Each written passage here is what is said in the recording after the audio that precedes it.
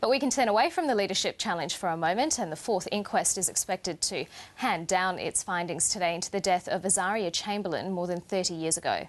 Azaria's parents have always maintained she was taken by a dingo. The official cause of death is still registered as unknown.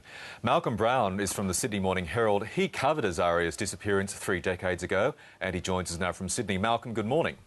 Good morning. How did this fourth inquest come about? Well, it came about because of the insistence by Michael and Lindy Chamberlain that the death certificate be endorsed with the findings of the original coroner, Dennis Barrett, that a dingo took the baby. And that is, A, because it's a watershed in their lives, it's torn their whole lives apart, and B, because there are still people in Australia who say that Lindy probably did it or that she did do it. And they want to put that beyond all question, put it on record so that they can always refer to that. As somebody who has obviously covered this case for 30-odd years, how successful do you think they'll be today? I think it's virtually a foregone conclusion. I think that Coroner Lowndes in 1995 could have found that a dingo took the baby, but he opted for caution. This time I think there's the scientific evidence that the Crown presented, virtually all of it has been discredited, the blood evidence and virtually all the other evidence, and the only substantial evidence left, scientific evidence left, is the evidence relating to the dingo. And that is the I was going to say, Malcolm, the family is also going to cite a number of recent or fairly recent attacks by dingoes on children, not just in the Northern Territory but elsewhere in Australia. Yes, there was the Fraser Island in Queensland was the main spot, that a 9-year-old boy was disemboweled by 2 dingoes. There have been other dingo attacks, and there have been other dingo attacks in history.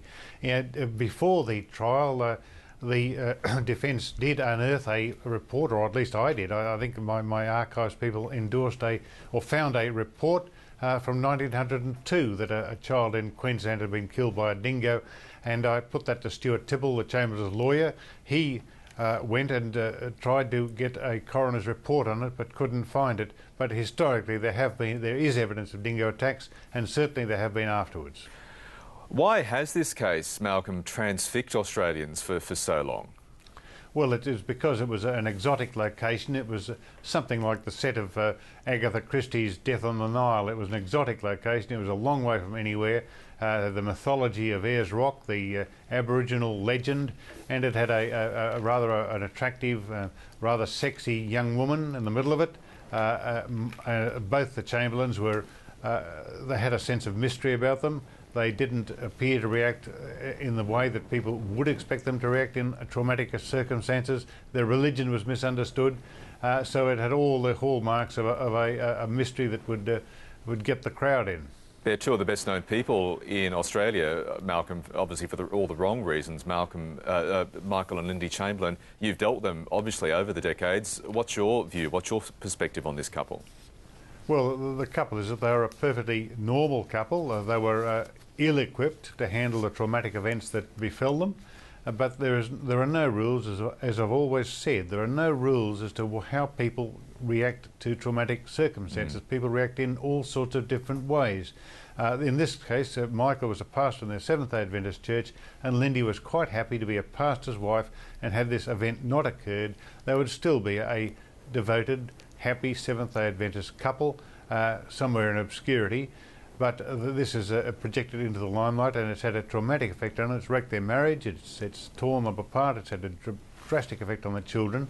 But essentially, despite all that, they are a normal couple. And finally, Malcolm, as somebody so closely involved in this case, have your views on this changed since way back in August 1980? No, I think in the first inquest, under Dennis Barrett, it was all in favour of the dingo attack, and the Chamberlains got proper sympathy. The only time I wavered was the first week of the second inquest in December of 1981, when all this evidence of blood and fetal haemoglobin was produced, and then I did waver, but I only wavered for a week. I went on a jog with Michael Chamberlain along the Todd River, and in that environment, jogging along in the early morning, seeing him ahead of me, I said, well, look, can this fellow be guilty of anything? Can Lindy be guilty of anything? And my gut instinct said no. Malcolm Brown, it's been terrific to speak to you, and I look forward to the coverage of the SMH of this latest inquest. Thanks for your time this morning. Pleasure.